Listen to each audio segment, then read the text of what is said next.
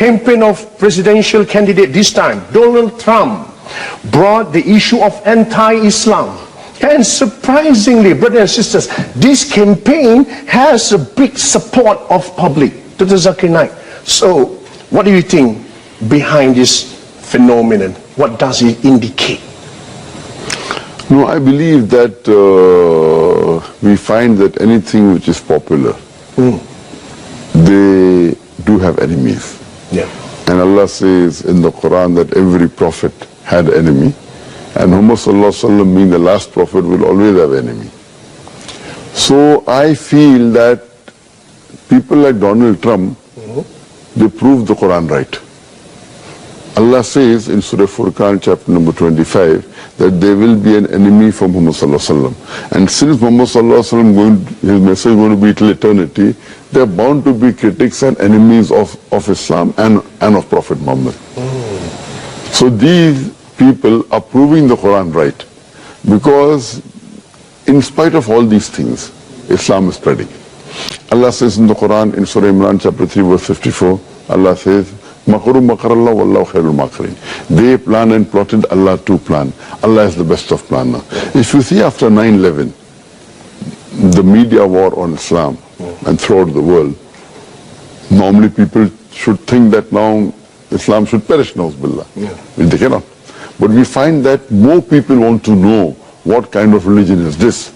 And we find that in USA alone, in a span of about 9 months, after 9/11, 34,000 Americans accepted Islam. In Europe alone, in a span of 10 months after 9/11, more than 20,000 Europeans accepted Islam. So more they are trying to attack Islam, more Islam is spreading. I believe that such type of people, in the long run, it is benefit for Islam. People want to know what is this religion. And whenever people attack Islam, and you find that in the long run, it benefits Islam. All right.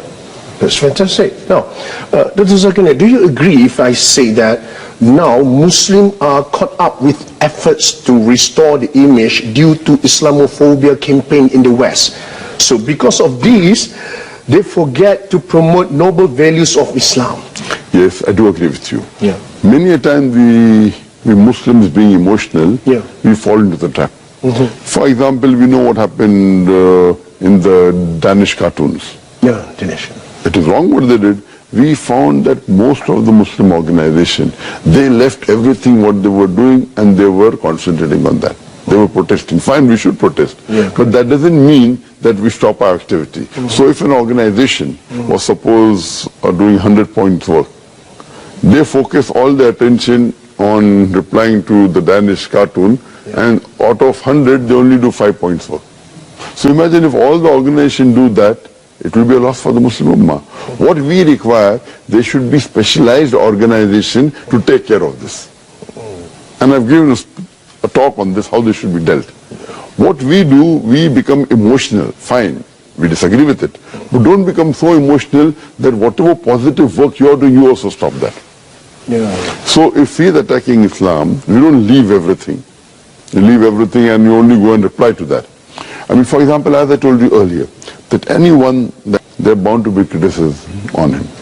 I mean, for example, if you go on the Google and if you type my name, there'll be about approximately 15 million websites which have my information.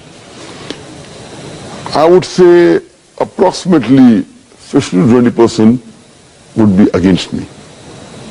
So when a person gets popular, there are bound to be enemies. Initially, I had a perception that when anyone gets popular, the percentage of enemy remains the same. For example, if there are 100 followers, then 1 is the enemy. If you have 1,000 followers, then 10 is the enemy. If you have 1,000,000 followers, then there will be 10,000 enemies. The 1% remains the same, or 2%, or 10%, or the percentage, it remains the same. But later on, I realized that it's not like that. If you see the seerah of the Prophet Muhammad Sallallahu Alaihi Wasallam, when he started preaching Islam, initially he had 5 followers, no enemies. It became 50, 100, no enemies. When it started increasing, then the enemies started appearing. Today, the most popular human being in the world is Muhammad Sallallahu Alaihi Wasallam. Even according to Michael H. Hart, even according to non-Muslims, the most influential human being in the world is Muhammad Sallallahu Alaihi Wasallam. Today, if you know that there are about 1.8 billion Muslims, and maybe another 100 more million, maybe non-Muslims who may be like Muhammad Sallallahu Alaihi Wasallam, you can say 2 billion Muslims who may be like Muhammad Sallallahu Alaihi Wasallam. But those who are against Muhammad Sallallahu Alaihi Wasallam will be more than 2 billion. Yeah.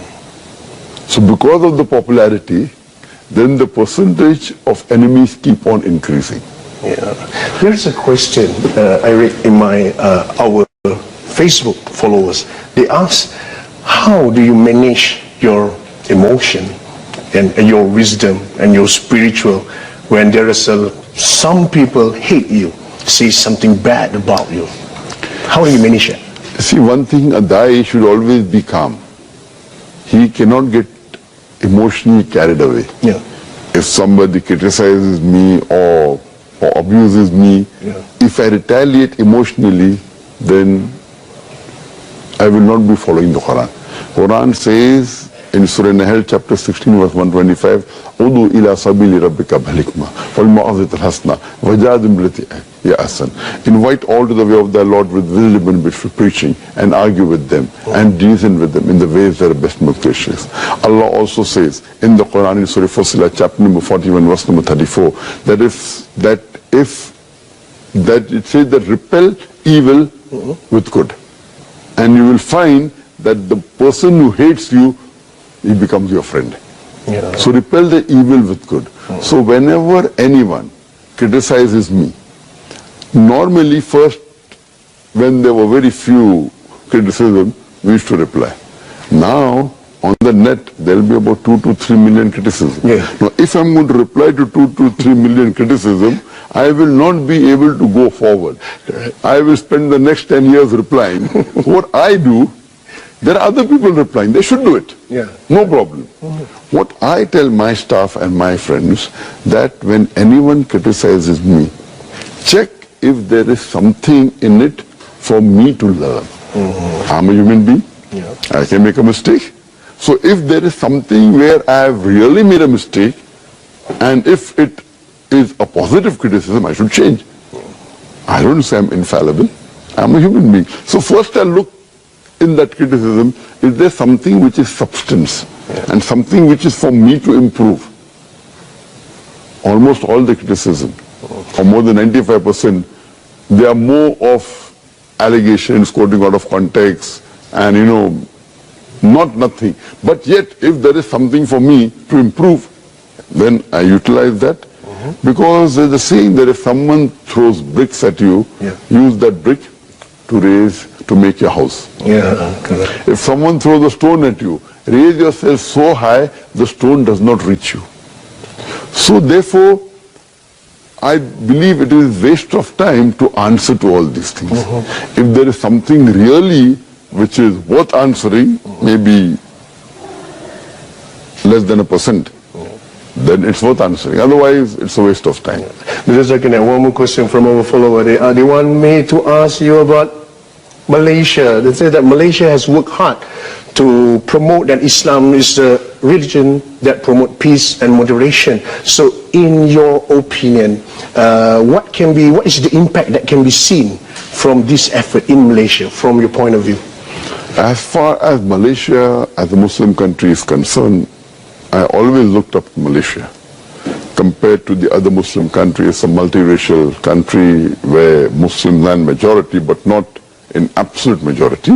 Yes, maybe 55 to 60%. You have Hindus, you have Christians, you have Chinese, you have Buddhists.